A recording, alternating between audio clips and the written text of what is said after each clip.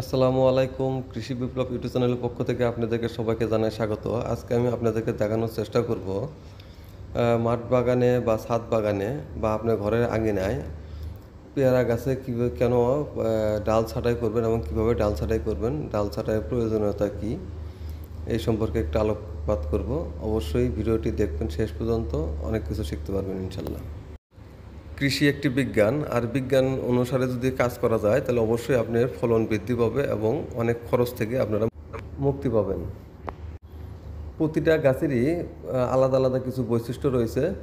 এই বৈশিষ্ট্য অনুসারে যদি আর ব্যবস্থা নেই তাহলে আমাদের গাছে অনেক সুন্দর ফলন আসবে এবং কি গুণগত মান, কোয়ালিটি, ফলের ধরন সবই বৃদ্ধি পাবে এবং কি গাছটি হবে সুন্দর এবং সুঠাম দেহের অধিকারী। আমরা জানি পেয়ারা একটি বারোমাসি ফল, আর এই বারোমাসি এই পেয়ারা পেতে হলে আমাদেরকে ডাল ছাঁটাই করতে হবে। আমরা জানি যে পেয়ারা নতুন ডাল থেকে ফুল আসে, তাই গাছের ডাল কর্তন একটি বিশেষ গুরুত্বপূর্ণ বিষয়।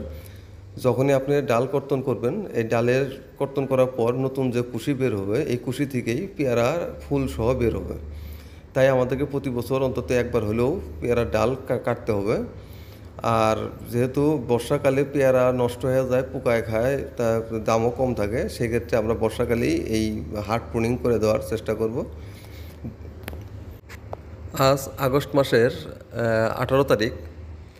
এই আগস্ট মাসের মধ্যে আমরা যদি সব পেয়ারা গাছে যদি হার্ড প্রুনিং করে দেই, তবে এই ফুল আসবে শীতের আগেই, এবং শীতের মধ্যে আমাদের যে ফুল থেকে পেয়ারা সেট হবে, সেই পেয়ারা হবে সুন্দর এবং নষ্টও কম হবে এবং সাইজও ভালো হবে।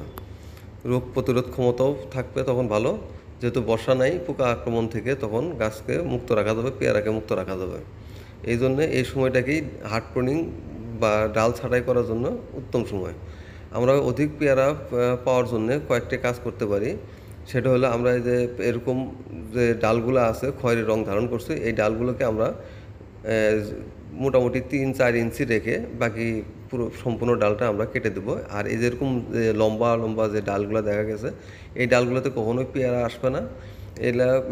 এই ডালগুলোকে অবশ্যই 3-4 ইঞ্চি রেখে সম্পূর্ণ ডালগুলোকে কেটে দিতে হবে। এই দেখুন, এই ডালটি কত বড় লম্বা হয়ে গেছে। যখনই কোনো ডালের 6 পাতা পার হয়ে গেছে, কোনো পেয়ারা আসেনি, ওই ডালে আর পেয়ারা আসবে না। 6 পাতার উপরে যখনই হয়ে যাবে তখনই আপনারা এই ডালগুলোকে কেটে দেবেন। আর পেয়ারার কয়েকটিভাবে আমরা নতুন কুশি নিয়ে আসতে পারি। তার মধ্যে একটি হচ্ছে যে ডাল এভাবে কেটে দেওয়া। এই লম্বা ডালগুলোকে 3-4 ইঞ্চি রেখে বাকি অংশটুকু ফেলে দেবেন। বাকি অংশটুকু দরকার নেই, নিচের যে গিঁটগুলো আছে এই গিঁট থেকেই নতুন কুশি বের হবে এবং নতুন কুশি থেকেই ফুল সহ বের হবে। আমরা ইচ্ছা করলেই যখন তখন ইচ্ছা করলে নতুন কুশি বের করতে পারবো এবং কি গাছ থেকে 12 মাস আমরা পেয়ারা সংগ্রহ করতে পারবো। 3ভাবে আমরা নতুন কুশি আনতে পারি। যেমন এই যে এইভাবে যদি ডাল নিচের দিকে বাঁকা করে বেঁধে রাখা যায়, তাহলে সেখান থেকে নতুন কুশি বের হবে।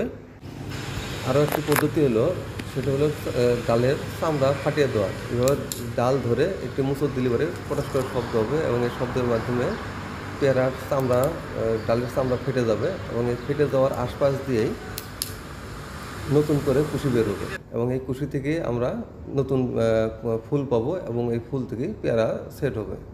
এভাবে আমরা সারা বছর আমাদের সুবিধা মতো সময়ে আমরা পেয়ারা গাছে ফলাতে পারবো।